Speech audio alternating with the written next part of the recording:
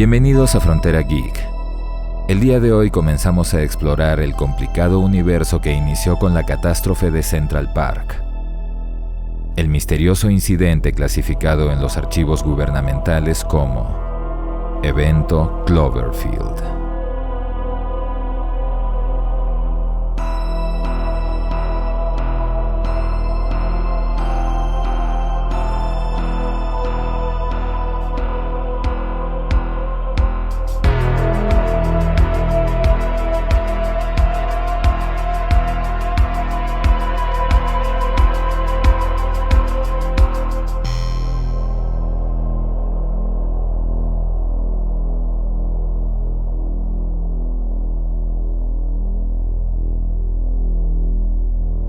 Antes de comenzar, enviamos un agradecimiento especial a nuestros Patreons y a los miembros del canal por su apoyo y fe en el proyecto de Frontera Geek.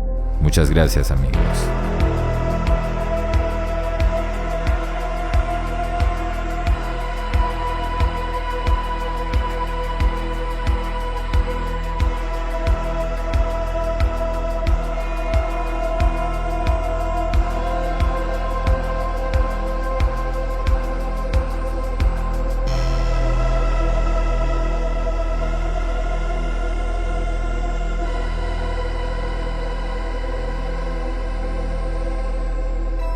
El novedoso y exitoso género conocido como Found Footage, traducido como metraje encontrado, es un estilo narrativo que se originó en los años 80 con el estreno de la controversial cinta Holocausto Caníbal y que tuvo varios otros exponentes conocidos tales como Alien Abduction, El secuestro de los McPherson, cinta ya reseñada en el canal.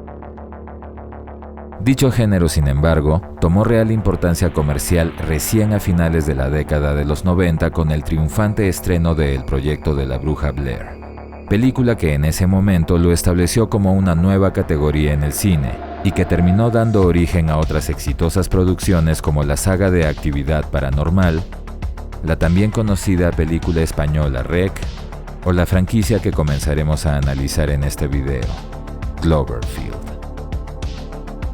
En la concepción de la primera cinta que llevó dicho título, la más exitosa de todas, estuvieron involucrados varios cineastas que el día de hoy son bastante conocidos, comenzando con el creador del concepto, el productor, director y guionista J.J. Abrams, creador de la exitosa y larga serie Lost, el reboot de la franquicia de Star Trek y los no tan populares episodios 7 y 9 de la trilogía de secuelas de Star Wars, entre varias más.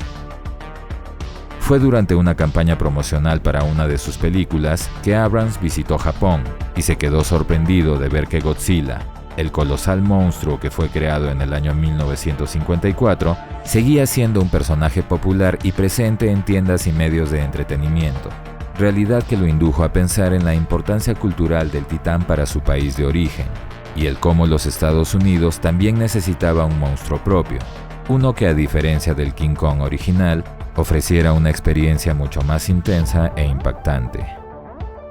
Fue así que por medio de su productora, Bad Robot, y en alianza con Paramount Pictures, Abrams inició el proyecto con un guión desarrollado por Drew Goddard, guionista de la adaptación de Guerra Mundial Z, también director y coescritor del slasher La cabaña en el bosque, y con la dirección de Matt Reeves, el responsable de cintas como Dawn of the Planet of the Apes, la segunda cinta del reinicio del Planeta de los Simios, o The Batman, la más reciente adaptación cinematográfica del Caballero de la Noche. En el reparto, compuesto casi por completo por jóvenes, tenemos a Michael Stahl David, actor de televisión y teatro que ganó notoriedad precisamente por su debut protagónico en Cloverfield.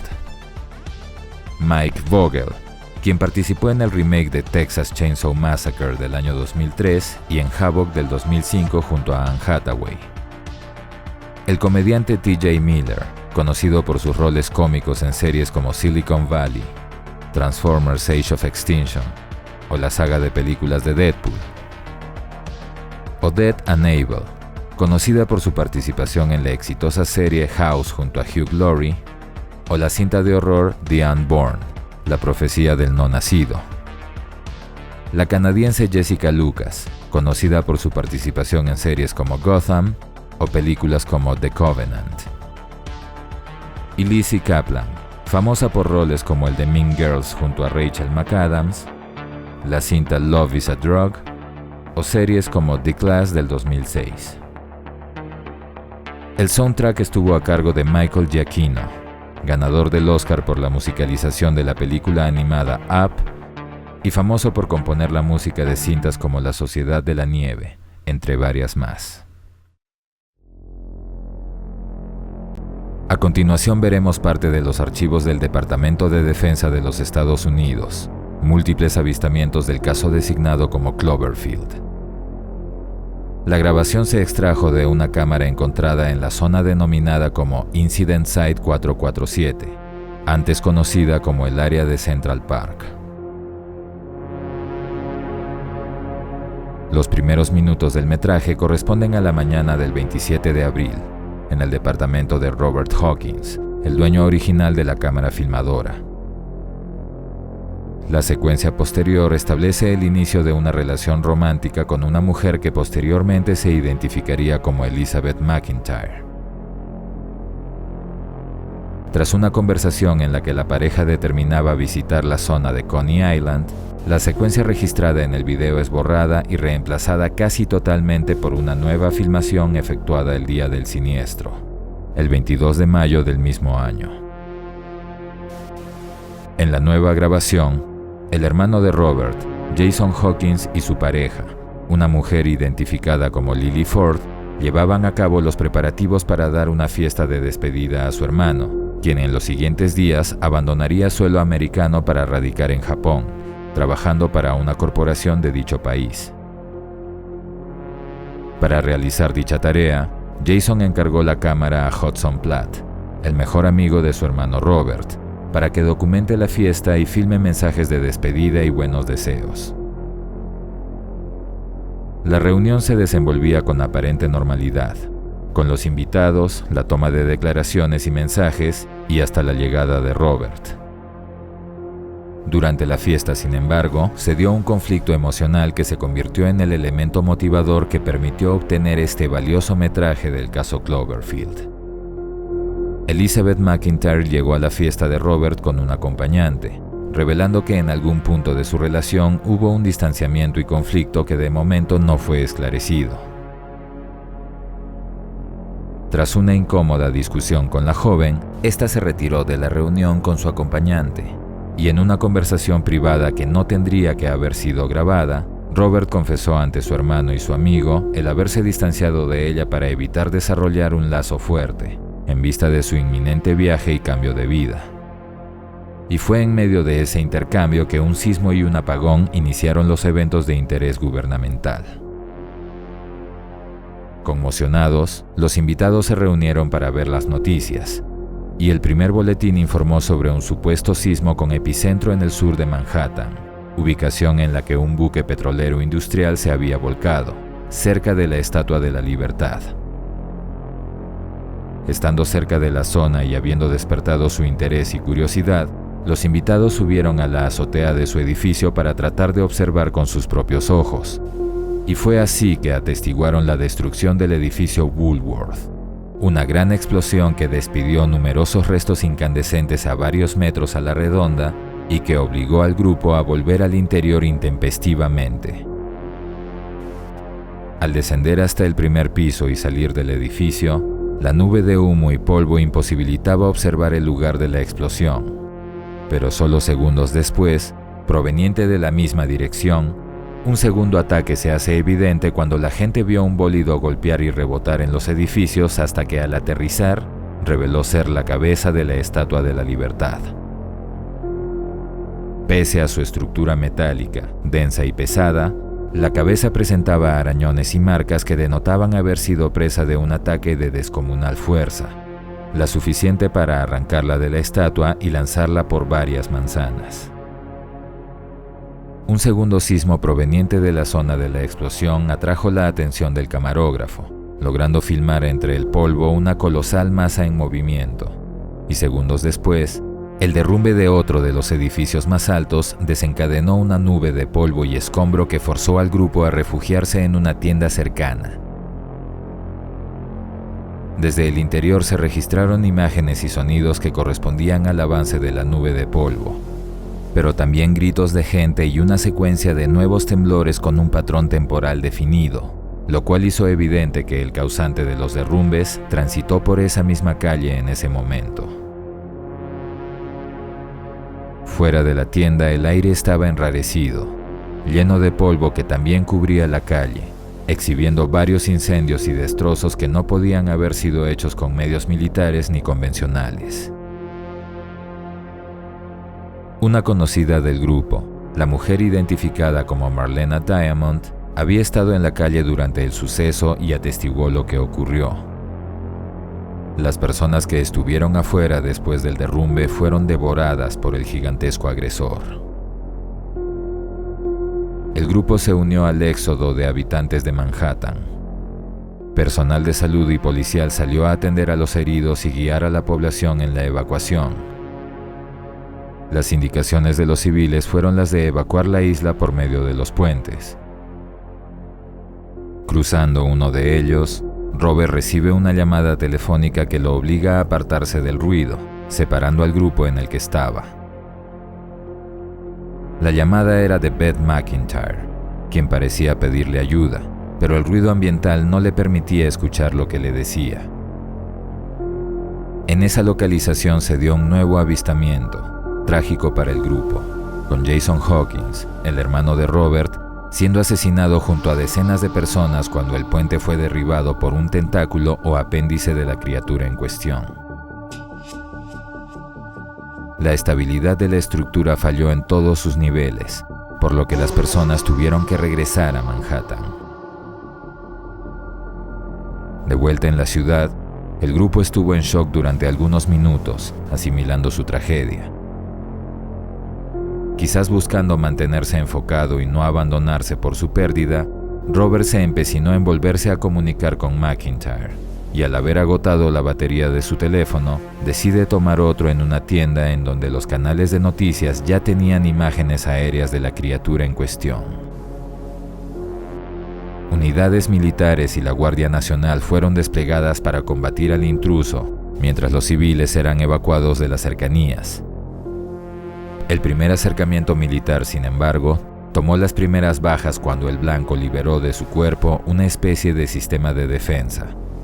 Parásitos depredadores del tamaño de un cánido, muy veloces y voraces.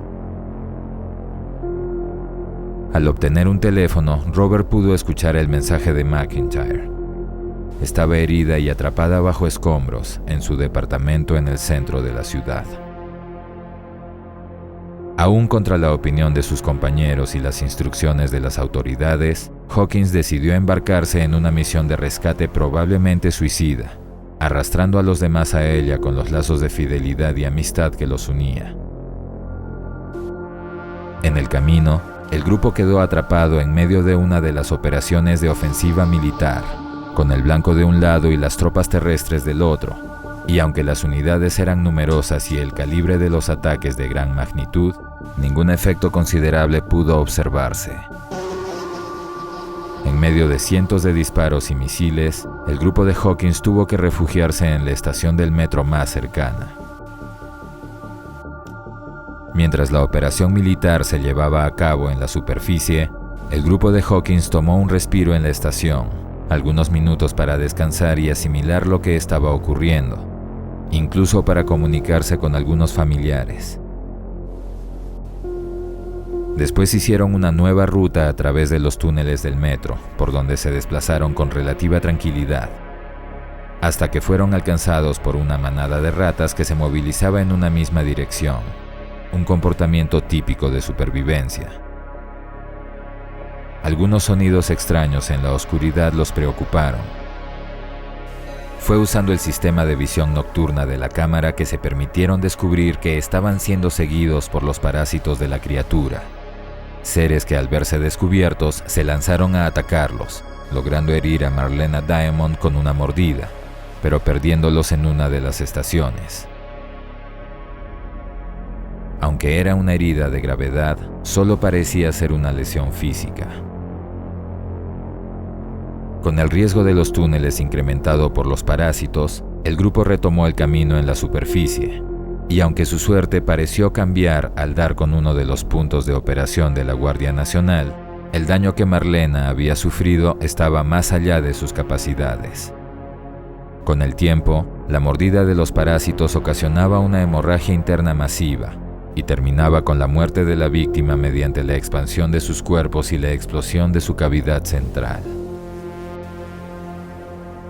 Pese a la situación, los sobrevivientes del grupo se aferraban a su objetivo inicial, por lo que un oficial les dio una oportunidad revelándoles la única ubicación en la que podrían ser rescatados después. Una oferta que tenía un tiempo límite, puesto que el alto mando había decidido que si el siguiente ataque no era efectivo, ejecutarían al amanecer el protocolo Martillo, Hammerdome, una esterilización total de la ciudad. En las cercanías del departamento de Elizabeth, la razón de su predicamento se hizo evidente cuando vieron que el edificio donde vivía estaba derrumbado sobre uno contiguo. Robert y sus compañeros sortearon las dificultades para alcanzarla subiendo por el rascacielos que funcionaba como soporte. Elizabeth estaba inmovilizada por una viga de metal que había atravesado su hombro, pero entre los tres pudieron liberarla para salir del edificio. Tuvieron que lidiar con un parásito en su camino hacia abajo. Su diseminación alcanzaba toda la isla. Ya con Elizabeth, el grupo se dirigió a la zona de evacuación con la criatura muy cerca, quizás atraída por las actividades militares. Muchos soldados continuaron entregando sus vidas para poder hacer las últimas evacuaciones. Por motivos de espacio, la señorita Ford fue evacuada en un helicóptero junto a algunos soldados. El resto abordó un segundo helicóptero que se elevó justo antes de realizar el último ataque al objetivo. Un bombardeo con explosivos de gran poder que en principio pareció ser efectivo. Segundos después, sin embargo, el blanco se alzó en medio de la humareda y atacó al helicóptero que los transportaba, derribándolo. El piloto falleció en el impacto, y aunque los pasajeros de algún modo habían sobrevivido, su trágica suerte los llevó ante la mismísima criatura, perdiendo a Hudson entre sus fauces.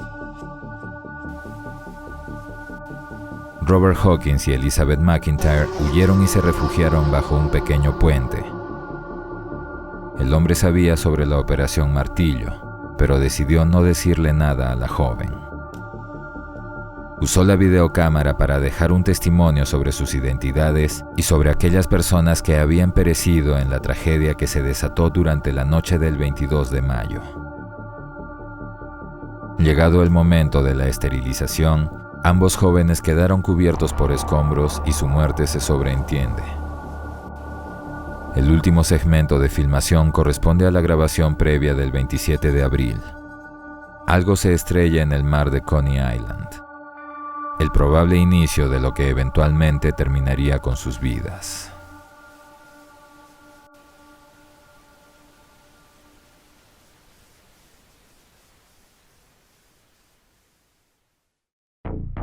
Esa es la historia, breve pero intensa, de Cloverfield.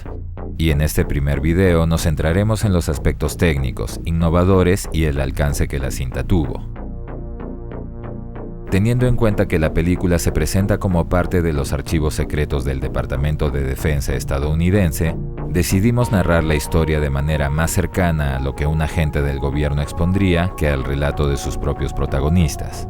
Algo que nos permitió añadir ciertas acotaciones explicativas respecto a algunos eventos, necesarias en una reseña, pero que contrariamente, al ver la película por primera vez hubieran restado impacto.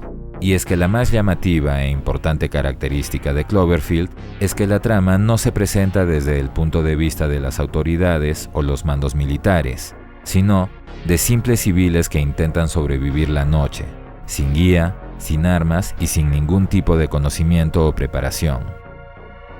Rob, Lily, Hud, Beth y todos los demás no tienen ni la más remota idea de lo que están enfrentando. Una realidad ficticia que comparten con nosotros, el público, y por lo cual la identificación con los personajes se hace prácticamente inmediata. Es necesario señalar que la forma en la que la cinta se vale del misterio para generar intriga e interés es algo que solo podía aplicarse de ese modo en aquella época, cuando la tecnología no tenía los alcances que tiene ahora. Si la aparición del monstruo hubiera sido años después, el enfoque hubiera tenido que ser completamente distinto, puesto que hubieran habido millones de celulares capaces de filmar el ataque y de difundir videos o fotos por internet, por lo que hubiera sido imposible reservar la imagen del monstruo para escenas específicas o depender de los noticieros para verlo a gran escala. La narración se construye completamente en la filmación que hace Hudson, y aunque una escena explica que él decidió grabar todo para que la gente tuviera conocimiento sobre lo que ocurrió en Manhattan, es muy cuestionable que en una situación de vida o muerte como esa, alguien esté enfocando parte de su atención en filmar, sobre todo en algunas situaciones que sin duda requerían atención absoluta. Si bien la narrativa presenta algunos saltos temporales y regresiones debido a que la cinta expuesta tiene una grabación anterior, los pequeños segmentos de historia previa que surgen de momento en momento permiten que las motivaciones de los personajes se revelen y que su desarrollo en el presente se entienda. Pequeños detalles como el silencio de Beth cuando Rob le pregunta si debía irse a Japón dan una idea clara de los conflictos previos que motivan sus acciones.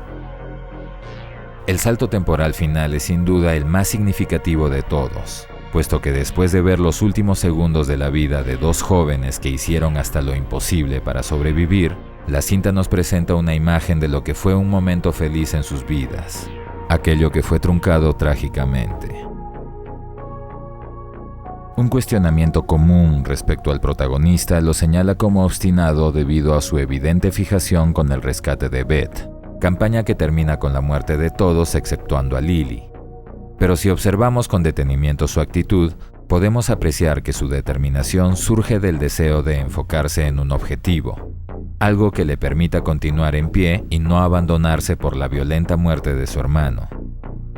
Esto a su vez se hace aún más significativo teniendo en cuenta que sus actos obedecen a la última conversación personal que tuvo con él, en la que Jason le dice que no tenga miedo, que mande al mundo al diablo y que se aferre a sus seres queridos.